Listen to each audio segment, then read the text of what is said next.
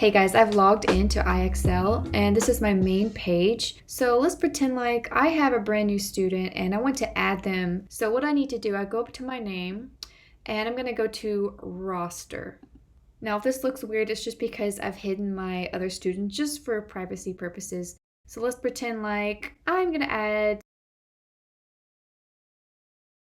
I'm going to add the name. What you'll do is just add a last name, then a first name, and then either the student email or the parent, just whatever you have access to. It's honestly not that important. What is important though is the username it'll give you, which is typically the default. Mine usually gives a student's first and last name. It meshes it together with a code, like a random number like 464. And then you can either create a quick password for them or it will automatically generate a password. Then when I meet with students online through Zoom, I just simply share their username and password with them right then and there. And I say, hey, go ahead and screen share with me so that I can watch you log in and I'll help you walk through that process and usually help them find the diagnostic and then other activities.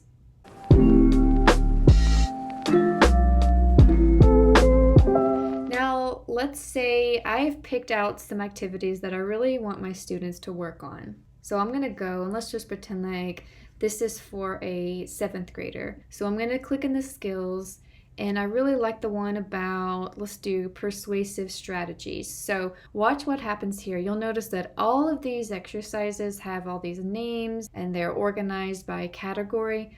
All you have to do is hover your mouse over the star. And once again, I've blotted out their name, so sorry if it looks bad.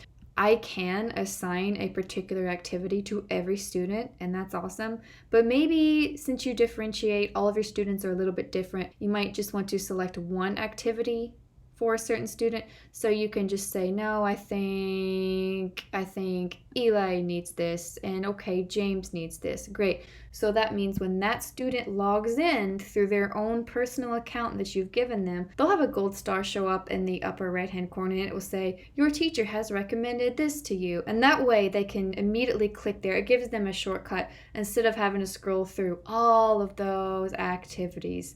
All right, guys, let me know if this helped you and I can make more videos in the future.